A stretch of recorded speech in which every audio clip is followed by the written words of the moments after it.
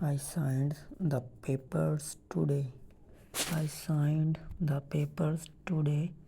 I sat there for a long time, starting, not because I was unsure, not because I was scared, but because I knew exactly what it meant.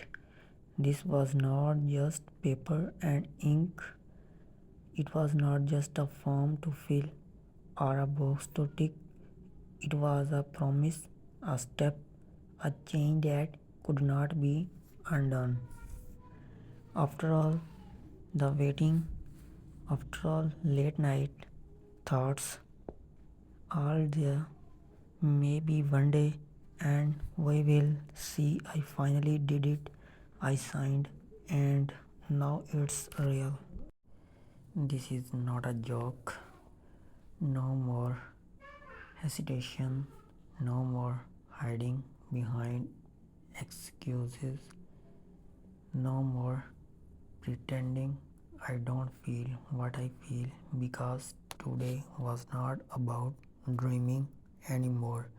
It was about choosing a life, a love, a direction that felt true. The funny part, she does not even know yet. She has no idea how many nights I sat in silence, fighting through the doubts, through the fear, through the endless thoughts that said, maybe it's too hard, maybe it's too soon. But today I crossed that invisible line between thinking and acting, between wondering and choosing. I choose us. I choose the long distance flights, the video calls that stretch into dawn, the move, the packing, the hard conversations, the future we both wanted but were too scared to hold with both hands. So, when I say this is not a joke, I mean it with everything inside me. I mean it. I did not do this for attention. I did not do it for applause. I did it because I was tired of only feeling love. I wanted to prove it with action. The moment my pen touched the page, I did not feel like celebration. It felt like peace, quiet peace, like when your heart finally exhales after holding its breath for too long. I did not tell anyone, not right away, not even her, because I wanted to hold that silence, the peace before the noise began. I sat alone with the signed copy in my hand, my name at the bottom, the line that said, I am done just thinking, I am doing something. And in that stillness, I remembered every time I almost gave up, every voice that told me it's too fast. People change when things get serious. Be careful. But what they did not know was that she never asked for any of this. She never pressured me, never pushed. She just stayed. She showed up every day, softly, quietly, faithfully, not with grand gestures, but with small, consistent truth. Her love never shouted, I whispered, I am her. And she made me believe again, not because she was perfect, but because she was real. and sitting there with that paper, I realized something powerful. This was not about romance, it was not even about bravery, it was about clarity, the kind that comes when you stop asking for signs and start listening to your own heart. So when I clicked submit and sent it through, making it final, I did not feel scared. I felt ready. Later that night, I sent her a message. Nothing dramatic, just a photo of the signed document and one simple line, "No more waiting, I am coming." She did not reply right away. I knew she would not. She needed a moment to breathe, to believe. Then came a voice note. Her voice cracked as she said, finally. She took a breath, then whispered, "I never asked you to prove anything. I never needed a big gesture, but knowing you chose the without being pushed, that means everything." Then came the words that will stay with me forever. I have been waiting for some. The stop being afraid of choosing me. And now that you have, I am ready to.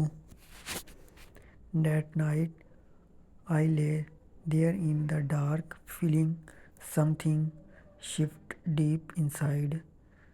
I was not excitement, it was peace, like two hearts finally exhaling together.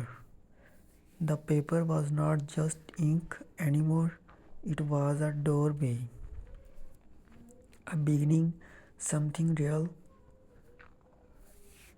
The next morning felt different, not because the world changed, but because I had, for the first time,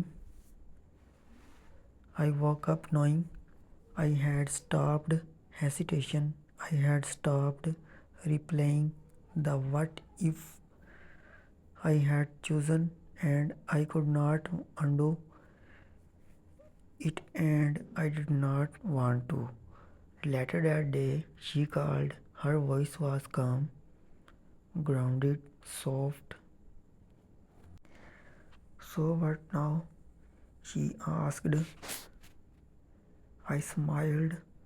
"Now we get ready. Now I pack. Now I finish everything her. And then I come to you." She went quiet for a moment, then said softly, "You know, I still don't expect anything big, right?"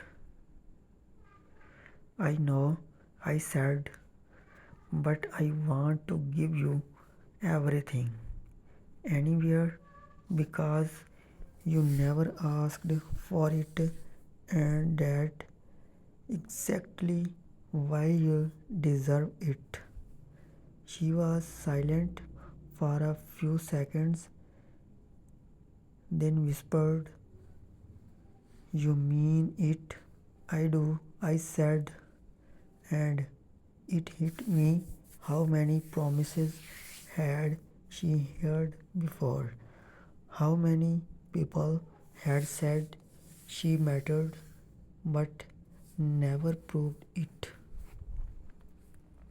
This was not about the paper. I was not even about the move. It was about showing up, about turning love into something you can see, touch, believe. That night, I began to pack box after box, folding memories into corners, sealing up chapters of my old life. Every box felt like a goodbye, not just to a place but to the version of me that used to hesitate. In one drawer, I found a note I had written months ago. I said, I hope one day I will stop being scared of choosing her out loud.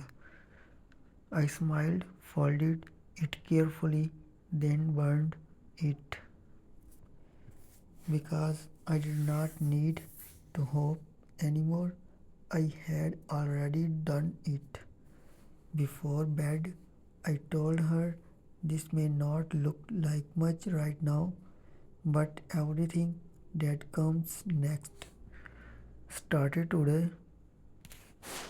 The days that followed moved fast, not because time rushed, but because I did. Every step whispered, you are not talking about love anymore, you are building it. She started texting differently now. Her words carried peace, the kind that says, I believe this is happening. One night, while I packed, she asked soft, what are you talking with you that means the most? I looked around, then picked up an old photo of my mom. This I said because it reminds me why I don't want to waste time on almost anymore.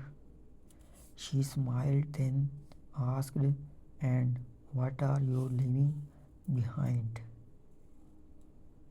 My excuses, I said. My laughed softly. Good, because I am not bringing any of mine either. And at night, after the call, I wrote something in my phone. Some loves don't need fireworks, they just need someone who finally says, I am done running.